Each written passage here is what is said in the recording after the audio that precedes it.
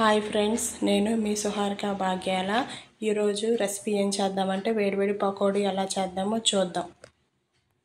ఉల్లిపాయలను ఈ విధంగా సన్నగా ముందుగా కట్ చేసుకొని పెట్టుకోవాలి. తర్వాత అందులో సాల్ట్ వేసుకోవాలి. సాల్ట్ వేసుకున్న తర్వాత రుచికి సరిపడినంత కారం ఈ విధంగా వేసుకోవాలి. ఒక హాఫ్ టేబుల్ స్పూన్ పసుపు పొడి ఈ విధంగా వేసుకోవాలి. సన్నగా తరిగిన పచ్చిమిర్చి ఒక 3 వేసుకోండి. తర్వాత కొత్తిమీర కొంచెం వేసుకోండి. కొత్తిమీర వేయటం వల్ల చాలా టేస్ట్ ఉంటుంది. అలాగే అల్లం పేస్టు ఒక స్పూన్ వేసుకోండి. ఇలా 1 కప్పు శనగపిండి వేసుకొని శనగపిండిని ఈ విధంగా కలుపుకోండి.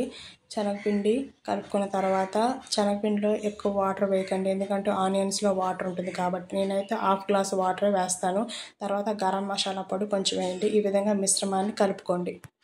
తర్వాత స్టవ్ వెలిగించుకొని పెనం పెట్టేసుకున్న తర్వాత ఆయిల్ ఈ విధంగా హీట్ అయిన తర్వాత పకోడీ కొంచెం కొంచెంగా ఈ విధంగా వేసుకోండి. పకోడీ ఈరోజు ఎందుకు వేస్తున్నానంటే, ఈరోజు ఈ వైజాగ్లోనే చాలా వర్షంగా ఉంది. అలాగే మా వారు కూడా ఈరోజు ఇంట్లో ఉన్నారు. అందుకే వేడివేడి పకోడీ ఈ విధంగా వేయాలని అనుకున్నాను. ఎందుకంటే మా వారు ఎప్పుడు ఉండరు. ఇలా అన్ఎక్స్పెక్టెడ్గా ఈరోజు సెలవు అవ్వడం వల్ల ఈరోజు ఉన్నారు. అందువల్ల నేను వేడివేడి పకోడీ వేయడానికి ఇంట్రెస్ట్ చూపించాను.